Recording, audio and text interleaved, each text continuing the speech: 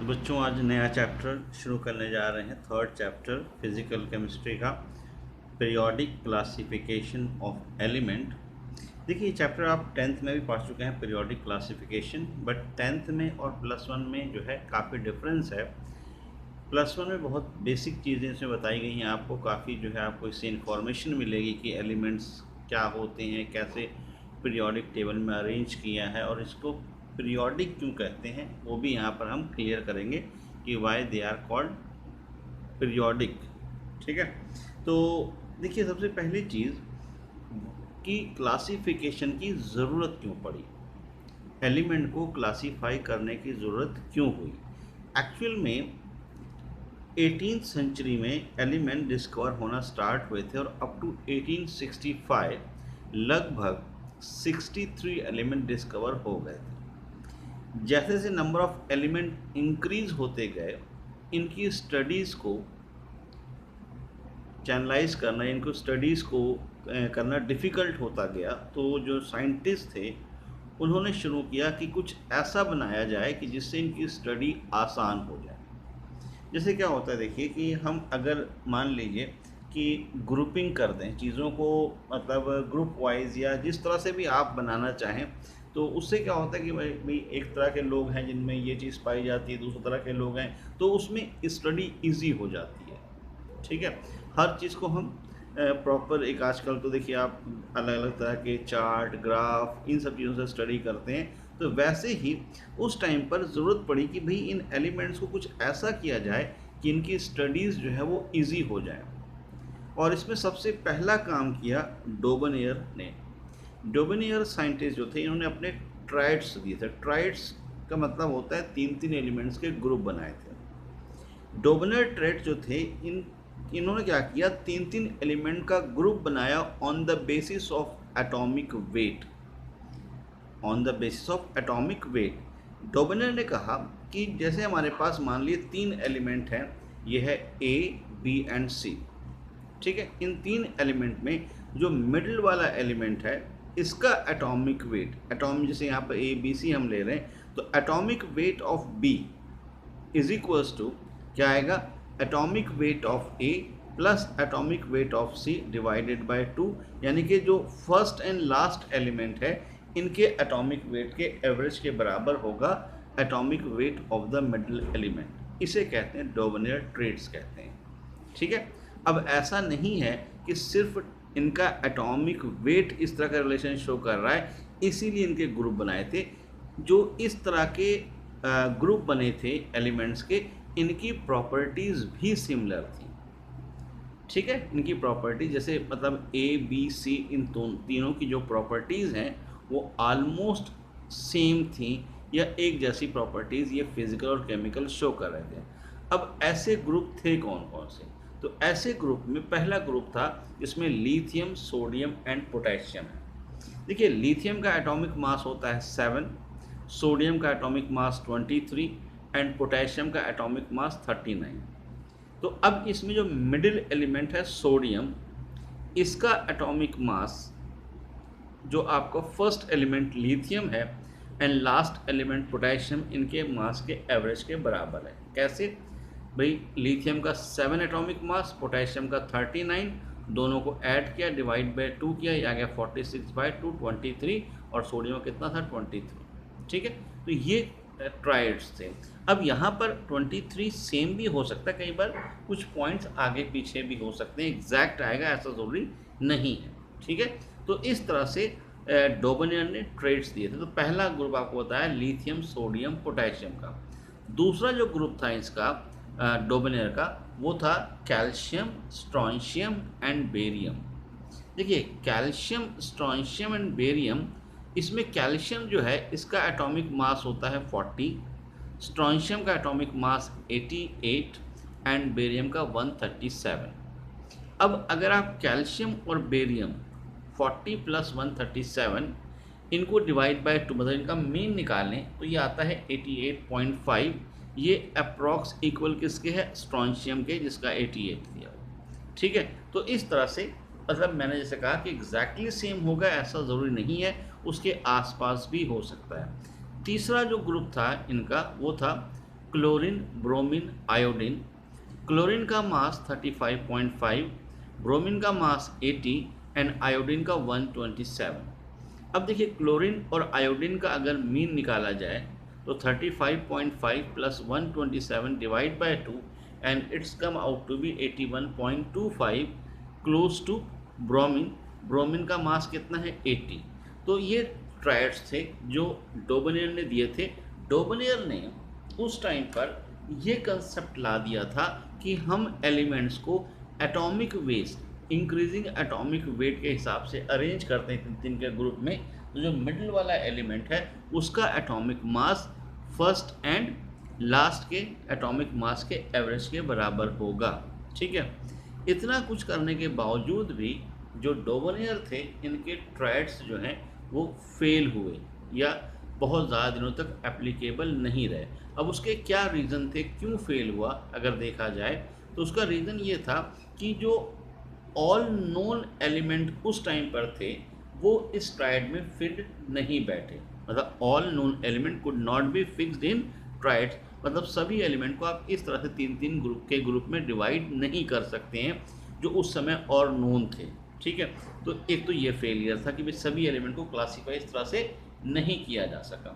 दूसरा जो है इनमें सेम ग्रुप में जो एलिमेंट्स थे उनमें से कुछ एलिमेंट इस लॉ को जो है ओबे नहीं करते थे।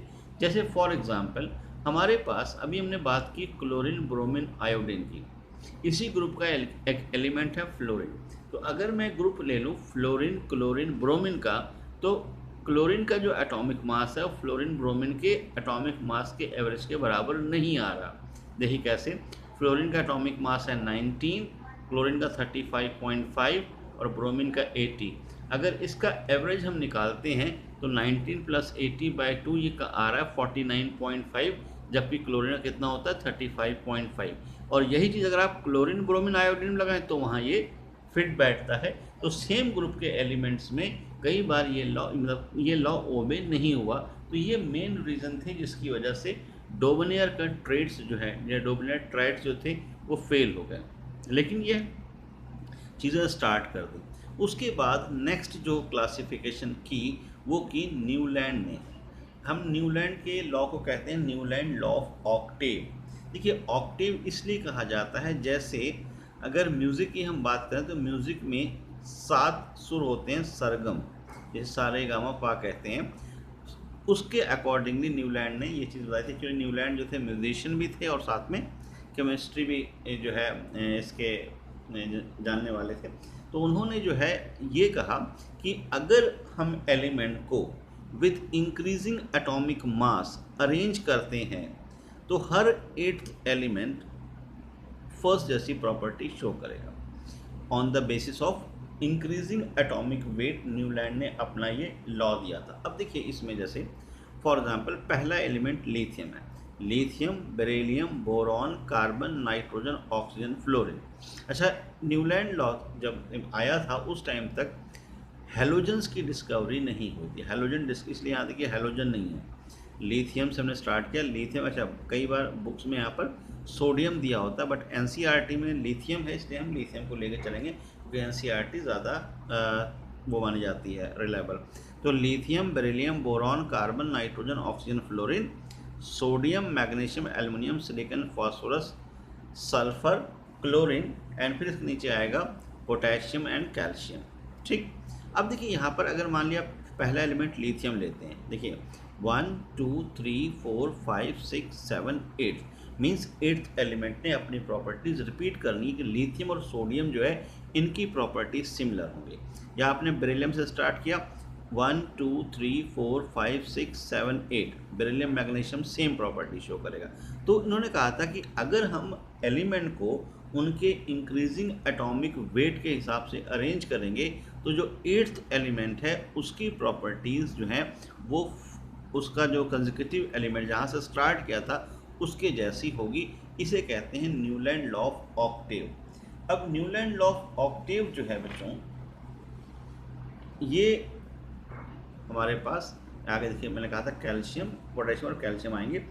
न्यूलैंड का जो पीरियोडिक क्लासिफिकेशन था ये था for lighter element. Lighter element मतलब जैसे जो हमारे सोडियम, लिथियम, सोडियम, पोटेशियम वगैरह हैं, इन्हें हम लाइटर एलिमेंट कहते हैं। हैवियर एलिमेंट इसमें इंक्लूडेड नहीं थे। हैवियर एलिमेंट मतलब जिसका एटॉमिक मास काफ़ी हाई होता है उन्हें हैवियर एलिमेंट्स कहते हैं। तो ये एक चीज़ याद रखिएगा कि जो मेंडलीव्स की क्लासिफिकेशन थी ये थी फॉर लाइटर एलिमेंट्स। ठीक है। दूसरी चीज़ देखिए, जो मेंडलीव थे इन्होंने क्या कहा था, इन्होंने कहा था कि अगर हम एलिमेंट को with increasing atomic mass arrange करते हैं तो एट्थ एलिमेंट फर्स्ट जैसी प्रॉपर्टी शो करेगा। इस चीज़ को हम कहते हैं पीरियोडिसिटी कहते हैं। ठीक है, पीरियोडिसिटी ये कंसेप्ट न्यूलैंड के टाइम पर आ गया था कि एक पर्टिकुलर पीरियड के बाद एलिमेंट अपनी प्रॉपर्टीज सेम शो करें। क्या कह रहा है, after certain interval element shows similar chemical properties. After certain interval, जैसे यहाँ पर आफ्टर एट्थ मतलब जो सेवन्थ के बाद एट्थ एलिमेंट है उसकी प्रॉपर्टी फर्स्ट से सिमिलर होगी। तो ये चीज़ कहा गया था, after certain interval element shows similar chemical properties. ये दो जो है चीज़ें मेंडलीव की बहुत काम की थी। पीरियोडिसिटी के बारे में जो है यहाँ से स्टार्ट हो गया था, लेकिन तब भी इनका पीरियोडिक टेबल फेल हुआ या इनकी क्लासिफिकेशन फेल हुई। इनकी क्लासिफिकेशन फेल होने के पीछे अब रीज़न क्या था? रीज़न ये था कि इन्होंने उस टाइम पर नोबल गैस डिस्कवर नहीं थी। जब नोबल गैस डिस्कवर हो गई तो ये 7 के बाद 8th ग्रुप आ गया और प्रॉपर्टीज रिपीट होने लगी आफ्टर 9। ठीक है, लेकिन अगेन आप ये कह सकते हैं कि अब 9 ले लेते हो, क्या बात थी 8 के बाद। लेकिन प्रॉब्लम ये थी कि सभी एलिमेंट इस समय भी सेट नहीं बैठे। उसके बाद वही डिस्कवरी ऑफ हैवियर एलिमेंट भी हुआ। तो ये दो मेन रीज़न थे इनके फेलियर का। पहला, नोबल गैसेस डिस्कवर हुई और उसके बाद डिस्कवरी ऑफ हैवियर एलिमेंट। ये दो चीज़ें हैं जिसकी वजह से जो आपके मेंडलीव्स थे, सॉरी न्यूलैंड थे, इनका लॉ फेल हुआ। उसके बाद नेक्स्ट जो है स्टडी थी, देखिए उसके बाद आए मेंडलीव एंड लोदरमेयर। मेंडलीव एंड लोदरमेयर दोनों की रिसर्च सेम टाइम पे हुई और दोनों की रिसर्च सक्सेसफुल थी, लेकिन मेंडलीव ने अपना जर्नल पहले पब्लिश कर दिया, इसलिए अब हम मेंडलीव को ज़्यादा स्टडी करते हैं। वैसे भी लोदरमेयर में थोड़ा कन्फ्यूज़न था, इसकी वजह से इतना यूज़ नहीं हो, बट करेक्ट लोदरमेयर का भी लॉ है। दोनों का ड्यूरेशन ऑलमोस्ट सेम था। तो पहले बात करते हैं लोदरमेयर की। लोदरमेयर ने जो अपनी क्लासिफिकेशन दी थी वो ग्राफिकल रिप्रेजेंटेशन थी और इसमें ग्राफ बनाया गया था atomic volume versus atomic weight. देखिए इस तरह का ग्राफ था, atomic volume versus atomic weight. अब ये जो ग्राफ है, इस ग्राफ में ये कर्व है इस तरह से, राइट। इसमें एलिमेंट देखो, जैसे अब ये पीक पर सोडियम, यहाँ पोटेशियम, यहाँ रुबीडियम, इस तरफ जो इंक्रीजिंग कर्व है, इधर फ्लोरीन, इधर इंक्रीजिंग पे क्लोरीन, इधर इंक्रीजिंग पे ब्रोमीन। यहाँ जो डाउनफॉल आ रहा है मैग्नीशियम, कैल्शियम, स्ट्रॉन्शियम। तो इन्होंने कंक्लूजन ये निकाला था कि ग्राफ में जो सिमिलर पोजीशन पे एलिमेंट हैं उनकी प्रॉपर्टीज सिमिलर होंगी। जैसे सोडियम, पोटेशियम, रुबिडियम पीक पे हैं तो इनकी प्रॉपर्टीज सेम होंगी। फ्लोरीन, क्लोरीन, ब्रोमीन ये इंक्रीजिंग उस पे हैं तो इनकी प्रॉपर्टीज सेम होगी। यानी कि element at similar position of curve have similar properties, right. लेकिन अब प्रॉब्लम ये आई कि मान लो बहुत सारे एलिमेंट ऐसे भी आएंगे जो और भी हैं, तो बहुत कम यहाँ पे हमने लिखे हुए हैं। अब जैसे फॉर एग्जांपल हमने यहाँ पर ले लिया कोई, मान लीजिए x, यहाँ ले लिया y और यहाँ लिया z, तो अब उनकी प्रॉपर्टीज भी सेम होंगी। तो क्या उनकी प्रॉपर्टी कैल्शियम, मैग्नीशियम, स्ट्रॉन्शियम से भी सिमिलर होंगी? ये लिखना पड़ेगा ये थोड़ा सा इनसे नीचे है या इनसे ऊपर है। तो ये एग्जैक्ट लोकेशन मतलब क्लियर नहीं थी कि क्या इसको एक्सप्लेन किया रहेगा, मतलब उस टाइम पर नहीं क्लियर थी। बाद में लोगों ने जो है इसको आगे एक्सप्लेन किया। तो लोदरमेयर का एटॉमिक वॉल्यूम से क्लासिफिकेशन था, ठीक है बेटे। इसके बाद आए मेंडलीव। देखिए मेंडलीव की जो पीरियोडिक टेबल है, अगर आप देखेंगे तो मेंडलीव की पीरियोडिक टेबल जो मेंडलीव ने एक्चुअल में दी थी उसकी बहुत सारी मॉडिफिकेशन है जो अब आपको मिलती है टेबलों में या आप बुक में देखेंगे, वो मॉडिफाइड फॉर्म है, वो मेंडलीव का फॉर्म नहीं है। धीरे धीरे जैसे लोगों ने और स्टडी किया इसको और मॉडिफाई करते चले गए। आज जो हमारे पास मेंडलीव की पीरियोडिक टेबल है वो मॉडिफाइड फॉर्म में है। मेंडलीव ने एक लॉ दिया था, उस लॉ पर बेस्ड मेंडलीव की क्लासिफिकेशन थी। जो मेंडलीव का पीरियोडिक लॉ है वो क्या है, physical and chemical properties of elements are periodic function of their atomic weight या एटॉमिक मास। क्या कहा था, physical and chemical properties of elements are physical and chemical properties of elements are periodic function of their atomic weight, means if elements are arranged with increasing atomic weight, then after a certain interval element shows similar physical and chemical properties। तो अब देखिए ये law और जो आपका Newland law था उसमें फ़र्क क्या है। डिफरेंस ये है कि न्यूलैंड ने कहा था कि हर एट्थ एलिमेंट अपनी प्रॉपर्टीज़ रिपीट करेगा, मतलब आप अरेंज करेंगे एट जो आठवां एलिमेंट है उसकी प्रॉपर्टी फर्स्ट से मैच करेगी, जबकि यहाँ ऐसा नहीं कहा गया। यहाँ कहा गया अगर हम एलिमेंट को उनके इंक्रीजिंग एटॉमिक मास के हिसाब से अरेंज करते हैं तो एक पर्टिकुलर इंटरवल के बाद एलिमेंट्स अपनी प्रॉपर्टीज़ रिपीट करेंगे। मीन्स यहाँ ऑक्टेव वाला पार्ट नहीं था, ठीक है। आफ्टर फिक्स्ड इंटरवल प्रॉपर्टीज़ जो हैं रिपीट हो रही थी, जिसे हम कहते हैं पीरियोडिसिटी कहते हैं, या जिसको हम जो है पीरियोडिक प्रॉपर्टीज़ कहते हैं, और इसीलिए इसको हम पीरियोडिक टेबल कहते हैं। पीरियोडिक का मतलब अब फिक्स्ड इंटरवल के बाद प्रॉपर्टीज़ का रिपीट होना, ठीक। तो ये था मेंडलीव का लॉ। मेंडलीव का लॉ क्या था, physical and chemical properties of elements is a periodic function of its atomic weight. देखिए जो मेंडलीव का पीरियोडिक टेबल था, उस पीरियोडिक टेबल में मेंडलीव ने वर्टिकल कॉलम्स दिए थे और हॉरिजॉन्टल रोज थी। जो वर्टिकल कॉलम्स हैं, जैसे आप कॉपी में जो आपकी लाइन होती है वो हॉरिजॉन्टल रोज होती हैं, और जो सीधी मार्जिन होती है उसे कहते हैं वर्टिकल कॉलम। वर्टिकल कॉलम में इन्होंने 8 ग्रुप बनाए थे, 1 2 3 4 ऐसे अप टू 8। अच्छा, इसमें भी 1 to 7 में फिर 2 सब ग्रुप दिए थे ए एंड बी, लेकिन 8th में कोई ग्रुप नहीं था। 1 to 8 टोटल आपके ग्रुप थे, वर्टिकल कॉलम जिसे ग्रुप कहते हैं। इसमें भी 1 to 7 में सब ग्रुप थे, लेकिन 8th में कोई ग्रुप नहीं था, ठीक है। हालांकि 8th में 3 एलिमेंट्स अरेंज किए गए थे, बट सब ग्रुप नहीं था। अब इनका जो ग्रुप था वो किस बेसिस पे था, तो जो ग्रुप था इनका वो सेम वैलेंसी पर, मतलब ग्रुप में वही एलिमेंट प्लेस किए गए थे जिनकी वैलेंसी सेम थी। इन्होंने एक्चुअली अपना जो मतलब एलिमेंट का क्लासिफिकेशन किया था वो किया था एलिमेंट्स की ऑक्साइड के बेसिस पर, और ऑक्साइड से इसकी वैलेंसी जज की, जैसे for example magnesium oxide, calcium oxide या इस तरह के मेटल ऑक्साइड। अब इन सभी में वैलेंसी क्या है, 2 है, तो ये सेकंड ए में प्लेस किए गए। Na2O K2O जैसे M2O इस तरह की ऑक्साइड है, इसमें क्या है वैलेंसी 1 है, तो इनको 1A में प्लेस किया गया। इस तरह से पहले ग्रुप में 1A और 2A, ठीक है, इस तरह से इनको प्लेस किया गया। मतलब जो अच्छा यहाँ पर क्या किया, जो ए में एलिमेंट्स थे उनकी प्रॉपर्टीज सेम थी, जो बी में एलिमेंट थे उनकी प्रॉपर्टीज सेम थी, इसलिए इस तरह से जो सब ग्रुप डिवाइड किए गए ए और बी वो किए गए हैं on the basis of similar properties, जबकि जो ग्रुप हैं उनको क्लासीफाई किया गया था किसकी वजह से, सेम वैलेंसी के हिसाब से, ठीक है। उसके बाद हॉरिजॉन्टल रोज, जिसे हम पीरियड कहते हैं, इन हॉरिजॉन्टल रोज में जब हम लेफ़्ट टू राइट मूव करेंगे तो metal to non metal move करेंगे, ये कहना था। अभी भी यही चीज़ है, अगर आप पीरियोडिक टेबल की देखें तो इस पीरियोडिक टेबल में आप लेफ़्ट टू राइट जब मूव करते हैं तो मेटल से नॉन मेटल की तरफ हम जाते हैं, और यही हॉरिजॉन्टल रोज में मेंडलीव ने कहा था। मेंडलीव ने काफ़ी जो रिसर्च की थी बहुत यूज़फुल थी, कई सारे उसकी मेरिट्स हैं, फिर भी फेलियर था। पहले हम बात करते हैं मेरिट्स की। तो मेंडलीव की जो पीरियोडिक टेबल थी उस टाइम पर टोटल 63 एलिमेंट्स नोन थे, और मेंडलीव ने ये 63 के 63 एलिमेंट्स अपने पीरियोडिक टेबल में प्लेस किए थे, ठीक है।